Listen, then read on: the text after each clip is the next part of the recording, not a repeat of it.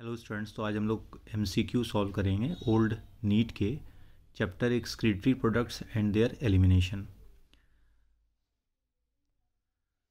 Question number 1 को देखते हैं।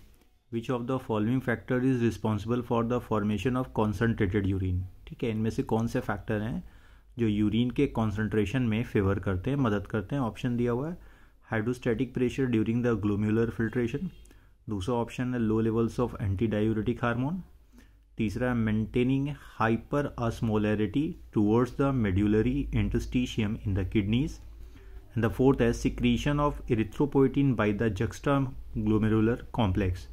आपको काउंटर करंट मैकेनिज्म वाले टॉपिक में इसका आंसर मिल जाएगा। फिलहाल यहाँ पे जो ऑप्शन दिए हुए हैं उनमें से सही ऑप्शन जो है वो पहले का सी होगा। राइट। क्वेश्चन नंबर 2 पे आते हैं। Use of an artificial kidney during haemodialysis में रिजल्ट इन। ठीक है, क्या हो सकता है अगर ये प्रोसेस की जाती है। ये नीट 2019 का क्वेश्चन है। मैं ऑप्शन को भी शो कर देता हूँ थोड़ा सा ऊपर करके। ऑप्शन है nitrogenous waste buildup in the body, non elimination of the excess potassium ion, reduce absorption of the calcium ions from the gastrointestinal tract, and the fourth reduce RBC production. Right. अब इसमें combination of option दिया हुआ है। Which of the following option is the most appropriate, कौन सा बेहतर answer है यहाँ पर। तो सबसे बेहतर आंसर जो है वो सी और डी है। सी जो है रिडक्शन हो रहा है कैल्शियम आयन के एब्जॉर्प्शन में, दूसरा रिडक्शन हो रहा है आरबीसी के प्रोडक्शन में। तो ऑप्शन यहाँ पर हो जाएगा डी। ठीक है, सी और डी दोनों ही सही है, इसलिए सही आंसर यहाँ पर दूसरे का डी हो जाएगा। क्वेश्चन नंबर 3 पे आते हैं अब। Match the items given in the column first with those in column second and select the correct option given below।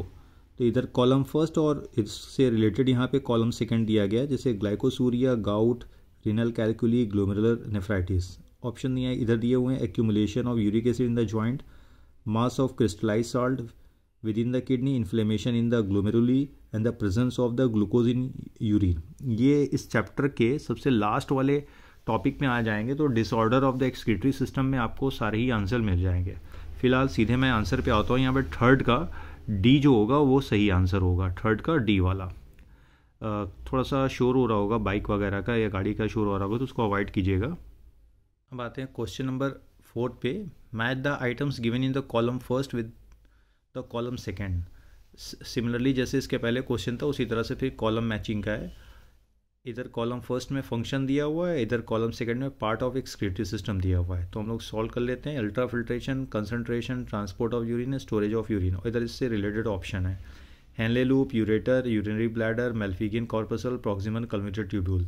तो ये जो पार्ट्स हैं इनमें से फंक्शंस कौन कौन से करते हैं, तो ये मैच कराना है। तो यहाँ पे सीधे हम लोग आंसर पे आ जाते हैं। फोर्थ का जो आंसर होगा वो बी वाला आंसर होगा। ठीक है, ये बी वाला आंसर जो दिया हुआ है कि ए का फोर्थ हो जाएगा, बी का फर्स्ट हो जाएगा, सी का थर्ड हो जाएगा और डी का भी थर्ड हो जाएगा। नेक्स्ट क्वेश्चन पे आते हैं, क्वेश्चन नंबर 5 पे। A decrease in blood pressure volume will cause the release of atrial natriuretic factor. ये हार्ट के आर्ट्रिया से रिलीज होता है। एल्डोस्टेरॉन, एंटी डायूरेटिक हार्मोन और रेनिन। रेनिन तो होना ही नहीं है, बचा आपका ए बी सी। तो पांचवें का जो सही आंसर है वो ए है, ANF रिलीज हो जाता है। तो ये हमारे 5 क्वेश्चन हो गए। कुछ क्वेश्चन को और कवर कर लेते हैं हम लोग। क्वेश्चन नंबर 6 पे आते हैं। Which of the following statement is correct. इनमें से कौन सा स्टेटमेंट करेक्ट है।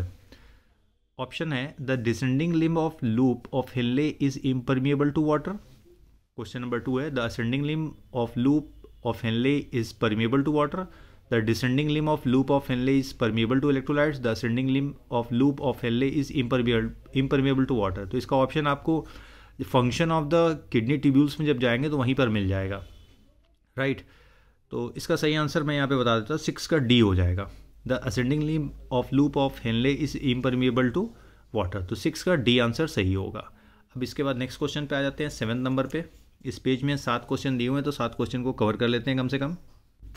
क्वेश्चन है the part of nephron involve in active reabsorption of sodium is.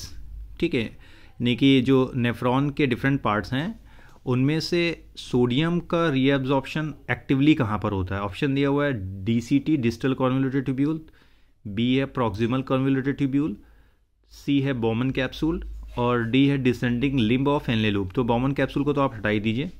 Then D, A, B और डी में से कोई एक ऑप्शन आपका सही होगा। तो यहाँ पर सबसे सही आंसर जो आएगा वो बी है, राइट। तो इसके साथ ही हमारे 5 क्वेश्चन यहाँ पर 5 या 7 क्वेश्चन ओवर हो गए। नेक्स्ट वीडियो में इसके बाद के चैप्टर में हम लोग आएंगे